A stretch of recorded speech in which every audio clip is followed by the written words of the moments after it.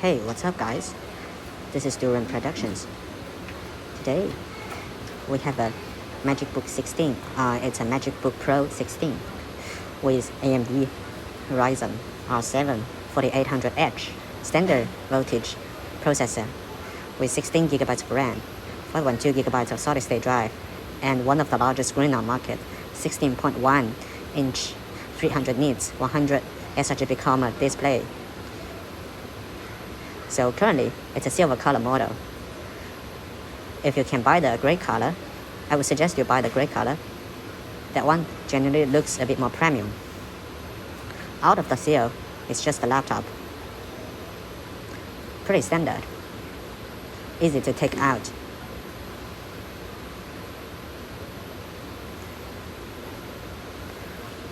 There is a paperwork and charger cable inside.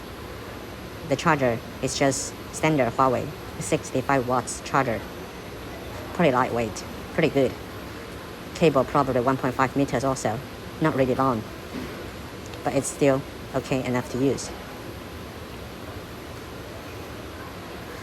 It comes with a CN 2-pin charger. Sometimes if you live in UK or somewhere else, you will have a slightly more bulkier charger due to the safety standard.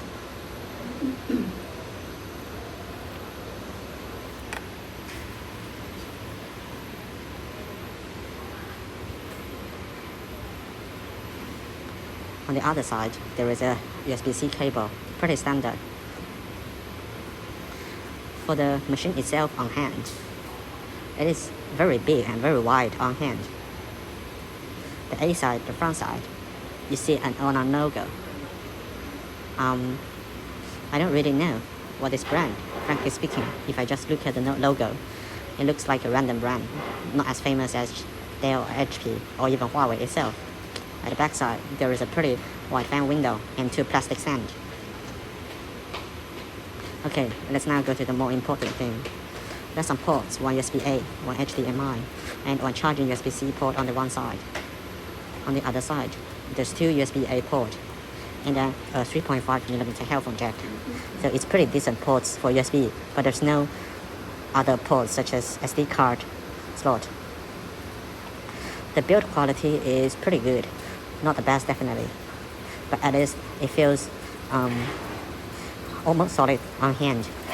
Still, the metallic chassis is not that sturdy, and if you press the metallic shield of the screen side, you can still damage the screen somehow if you have too many books on top. You shouldn't try to use a single hand to open this laptop lid, because you may just move the laptop easily to another place and simply rotate it. The shape is exactly the same as the 2019 version. It has a camera built into the keyboard. And you can see the keyboard, although it's a 16-inch laptop, it's not a full-size keyboard. The keys are pretty small, squeezed into the center region, and the travel is very minimum.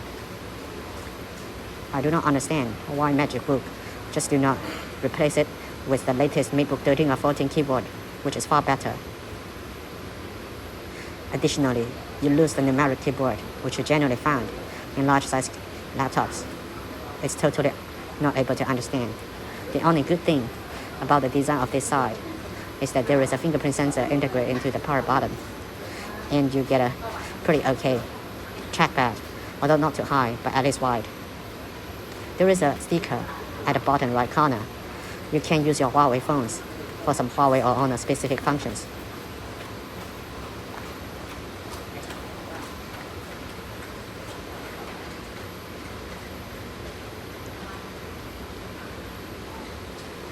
Okay, so now let's power it on. The screen is almost bezel-less and very wide. Once you power it on, you'll notice that there are very faint backlight from the keyboard. Well, it's a good thing, because it's not bleeding everywhere, and it will let you see the characters very clearly. The screen is fantastic. It's colorful, vivid, and very bright, contrasty. The speed is also pretty good. Opening apps, Windows Store, browser are not as instant as MacBook 13 or 14, but still some of the top second or top third in my test. So the response rate is pretty good. Now let's move to a YouTube channel to look at the overall video quality. You can find this video, London Tube Singer, on YouTube very easily. I don't really like the keyboard. Really easy to type ironic characters on top.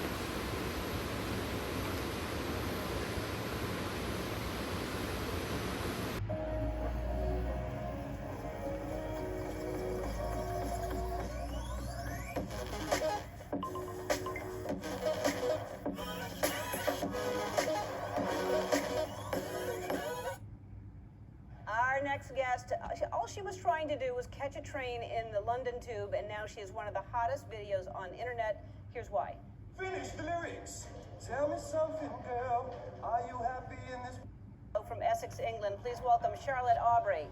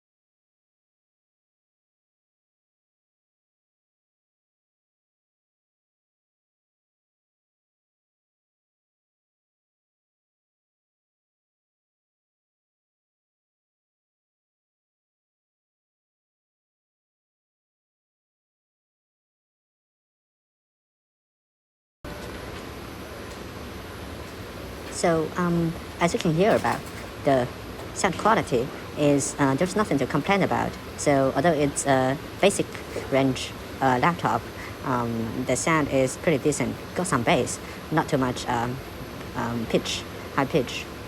But unfortunately, the loudness is really a shame. Even though I turn it to 100% sound level, my roommate simply cannot just hear me inside the same room clearly. And if I lower it to 66%, which is the default volume of this laptop, and then probably it's more similar to me myself with a cell phone, sleeping in the bed, watching some interesting videos privately. Well, there's nothing to complain about the screen. It's fantastic, very good. So overall, I would like to say that the video experience is limited by sound. Okay, now move to some specs. So the overall specs is almost exactly the same as the previous year's generation, 2019 version with 3550H. The only difference is the RAM and the processor, now a much more powerful processor. It has dual-channel DDR4 RAM. It's pretty fast. The GPU is a 448 RX Vega R7. It is not the Vega 8 in 4800U, but considering the power, they will give you similar level of performance. The screen is the latest EA3 version. There's nothing to worry about for this year, because the EA2 version has disappeared with the previous 2019 generation. The backlight leaking problem are suppressed in this new version. Solid state drive is from the West Digital for the current set, but you can expect from multiple suppliers if you are purchasing a laptop. The Wi-Fi is from a Realtek. This is the only thing to complain about. I don't really understand why. There's so many manufacturers using high-speed solid-state drives, while using a pretty slow and stupid Wi-Fi card. They definitely can use a West Digital Blue or a PM991, which is very good, and then give you some better internet speed.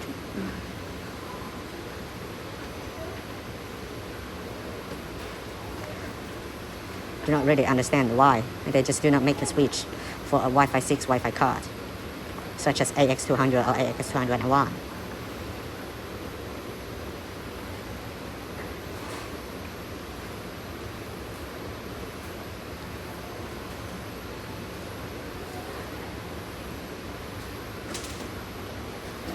Looking at the benchmark table, we first look at the RAM speed. It's pretty standard for a Ryzen laptop, still not as good as Intel, but definitely it is catching up. For the solid-state drive, it is blazing fast. You can see the 4K almost going up than 1000 megabytes per second. The Cinebench R15 is one of the best laptops in the market. There's no other processor currently can give you such high scores. One thing interesting is that the single-core CPU is not very high. Probably the BIOS is not as aggressive as you may think, and the battery mode. The BMD raw speed test still shows that this processor is not really optimized for any raw editing for Blackmagic. You will need an NVIDIA graphics card for such purpose. In idle mode, the temperature is only 40 Celsius degree for the chip. And now, in high performance mode, the power is 6 watts, providing 2.5 GHz frequency. We try to move it to a more conservative mode. Still, the power consumption is limited. There is some interesting bug in the BIOS to control the power of the total processor, or you will drain the battery faster than we may expect. This type of thing can generally be addressed very quickly if you update the BIOS. After CPU stress test starts, the total power goes up to 35 watts, and the frequency is at 3.15 gigahertz. The temperature is still very low, below 70 Celsius degree. Remember, this is under battery, and that's why it doesn't go to 45 watts. And even after 10 minutes, the power is very stable, 35 watts, which shows that the thermal is not an issue for this laptop. 35 watts is easy, while the temperature goes pretty high, and you can see and you can hear quite significant fan sound on top. It's not really annoying, but you will definitely be able to hear something. And you still remember the M1 chip from Apple, which is fully silent. It's a big shame for AMD and Intel. After a few minutes, we start a CPU and GPU code stress test. It looks to me like it's a similar policy, given 35 watts in total. Some of the frequency is on the CPU at 3 GHz, which is 0.2 GHz lower. And the CPU is called at around 700-800 megabytes, and it's fluctuating pretty frequently. Okay, so after a while, you can see that the GPU frequency is bumping up and low all the time. After 5 minutes of stability test, you can hear significant fan sound. The CPU frequency is very stable, around 3 GHz. Wow, the GPU frequency is very unstable. The BIOS definitely got some problem, and please do update if you can find an update after you get this laptop, or you will not be able to game properly with such a high and low GPU frequency. It's just a bug. There's no any quality issue. The temperature is still very good, well below 80 Celsius degree. There's nothing to complain about. To summarize, we do not really understand why Huawei want to use a R7-4800H. This laptop just use this U-series processor will have slightly higher clock rate, and it saves more energy. So basically this version is just a routine update, but if you're looking for a large laptop, it's definitely a good buy. There are still some small issues such as power consumption, smaller speaker volume, but overall, it's a fantastic large screen laptop.